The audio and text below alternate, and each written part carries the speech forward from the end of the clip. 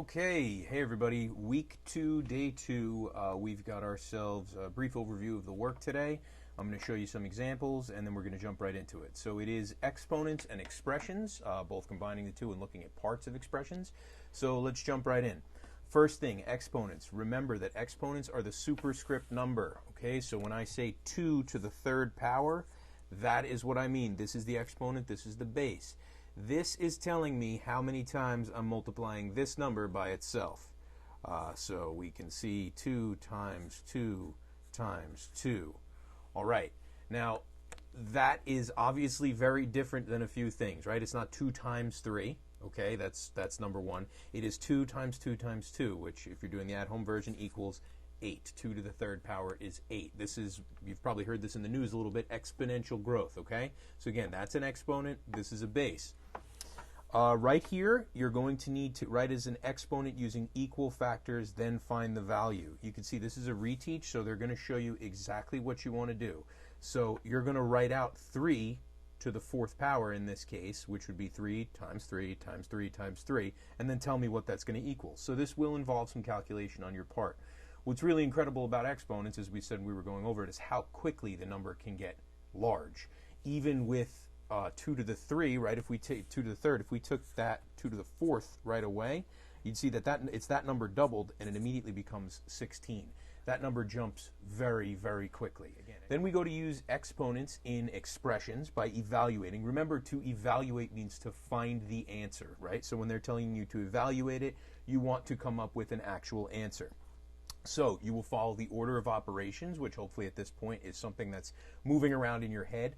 There is a video from last week about following the order of operations if you need to check that. And you can see that it's actually provided for you. Lovely. And notice no PEMDAS, even though you kind of jumped around, they are calling it parentheses instead of groups. I prefer groups because occasionally you will see a bracket. But remember that everything you need to know on these pages are self-contained. All right, write algebraic expressions. Okay. This is the one where all of a sudden it's like Miss Yagowell's class has creeped in and you are in language arts, right? Because you need to think about what is happening. We had a little bit of work like this, I believe it was either Friday or today. I'm losing track of the days. But using these words, okay? So when you add, you have sum, increase by, plus, more than. Each of these words indicates one. So when we take a look at the ones that are for addition and multiplication, it really doesn't matter if you cross your factors or your addends, because multiplication and addition are commutative. Subtraction and division are not commutative, so you have to be really, really careful. So when you say b divided by 9, you need to remember which one is going first, right? Because if it's b divided by 9, is it this? Or is it this? And hopefully I will give you this one just to make sure that we're clear. It's this. It is b divided by 9. It is the quotient of b and 9. Okay? It's not this one. All right? Remember that this is also equal to this.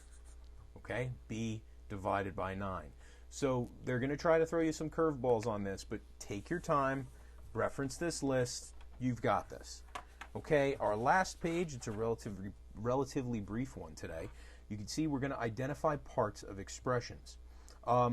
These parts, okay, so term is what's happening on either side of a plus or a minus symbol. All right, it can only be on the side of a plus or minus symbol, and coefficient is a number that's multiplied by a variable. You have to get creative with this, but there are very few wrong answers. There are a number of right answers, which is sometimes a lot harder for us because I can't tell you exactly what to put. But you're really only doing 3 of them, and the first one is scaffolded. So do the best you can on this. Go out on a limb, right? A big part of this learning on our own or learning at a distance or satellite learning, whatever we want to call it, is taking appropriate risks, okay? So just throw something out there. Send me an email. And remember, always put your work in the Dropbox when you're done.